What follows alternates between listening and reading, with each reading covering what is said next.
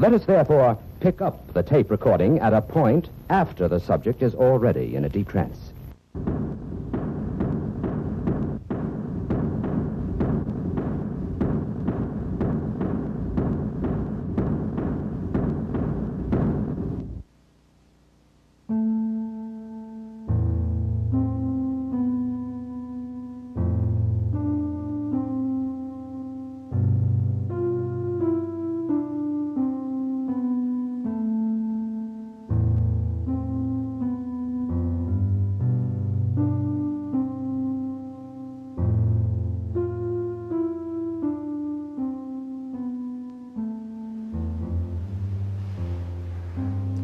This is a dead boy.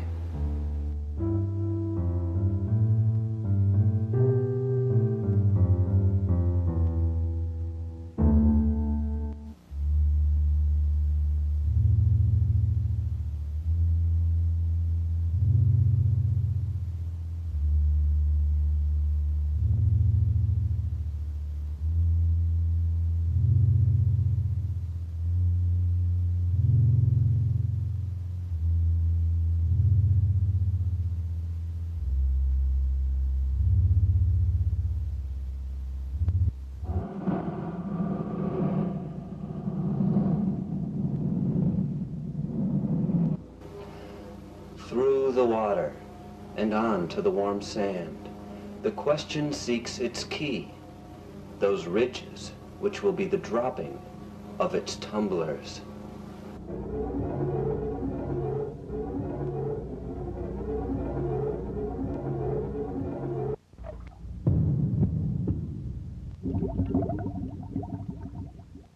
There is a terrible fear to any element separated from its whole. A quaking awareness of its own vulnerability. The boy's eye must have felt this as it drifted, rinsed of its cataracted secrecy.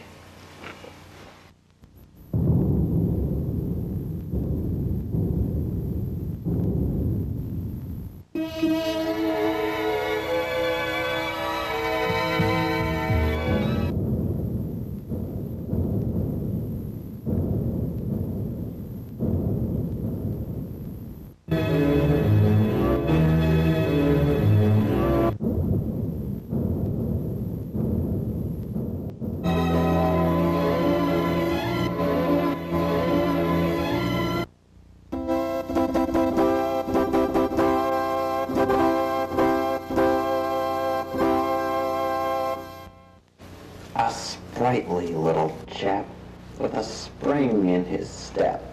That boy heard the distant trumpets of promise, sounding a reveille for him alone. But such was not to be. I am the king of bad news, and my wand is capricious and terrible. By these lights I see all joy, and by my whim I lay it waste. That night, in fitful reverie, I lay sleepless, my thoughts growing troubled as disturbing portents haunted the edges of my sight.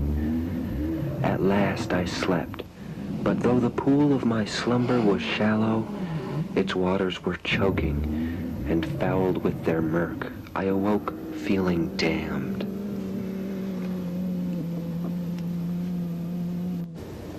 I fought for him, having seen his dangerous dreams pass by my window on that night.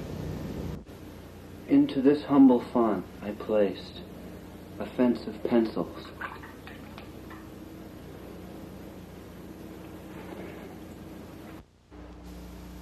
An egg for hope. And blood for purity.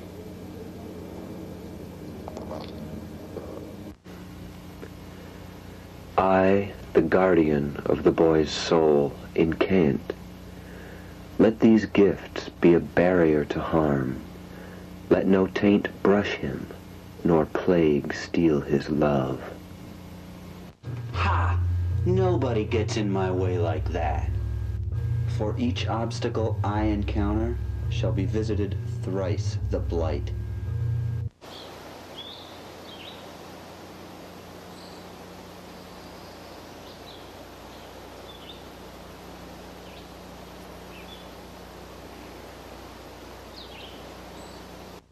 After catching the attention of the king of bad news, he found himself weighted with prescient doom. Trouble and tragedy perched on his shoulders, aiming his every step toward disaster.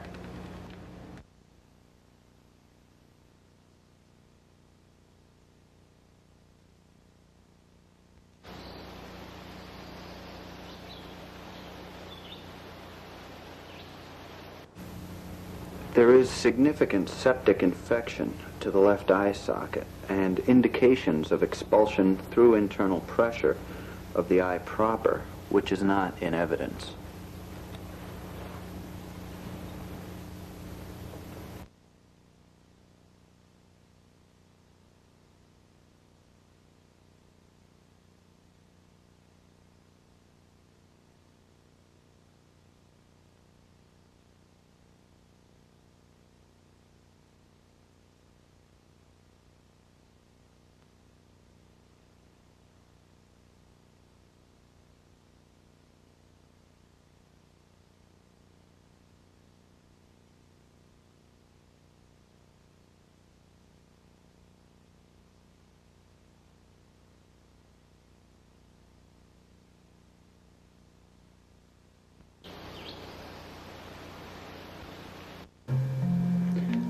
Let me tell you what I did. I stole into his compound. I corrupted and destroyed his boundary, his barrier. He became vulnerable to everything. His circle of safety thus breached, he feared to leave home.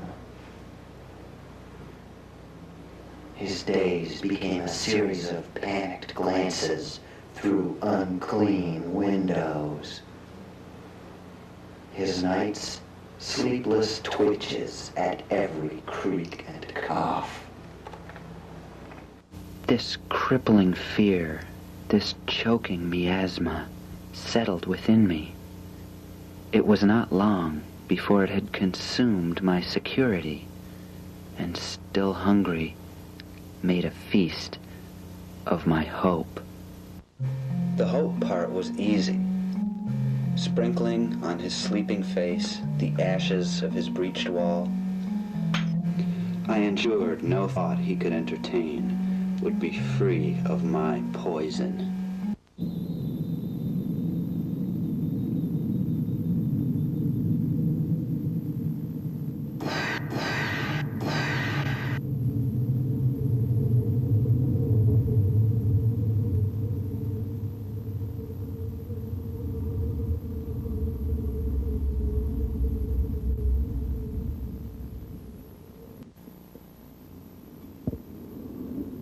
There are so few things one can do. I rendered to him my 3 gifts and could offer only one more. Escape by any method.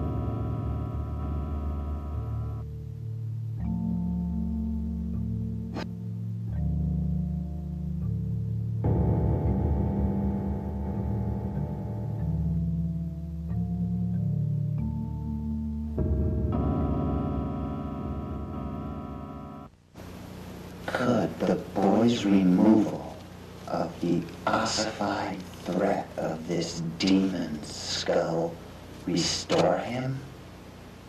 No. Neither blissful shoreline afternoon nor perfect summer's day could save him. His last days, banal and undistinguished, are nonetheless unspeakable.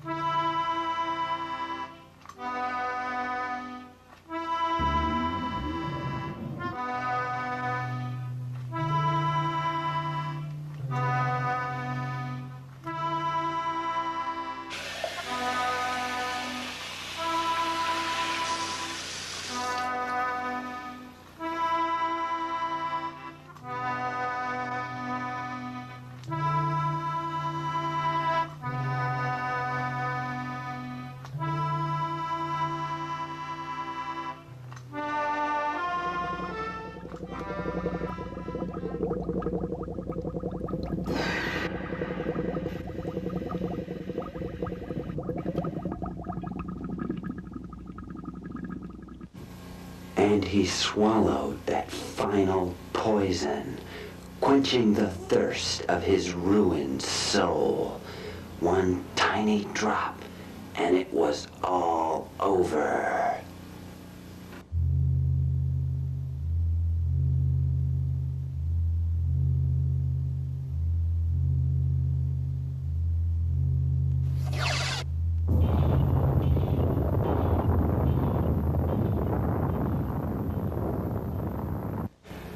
Cause of death is massive trauma to the cranium, curiously not accompanied by any visible wounds to the scalp or face.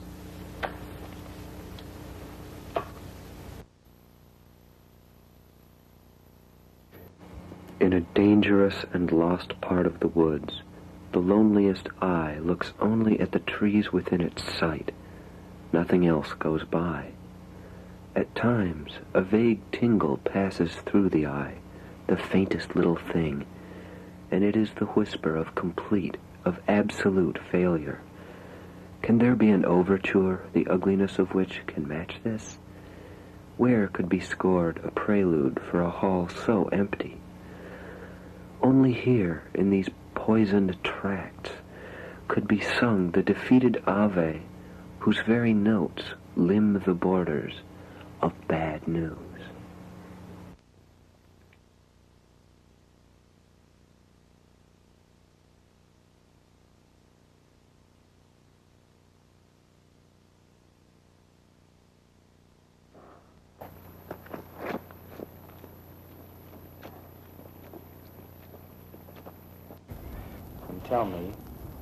Tell me as an observer, so that it won't disturb you, tell me how you died.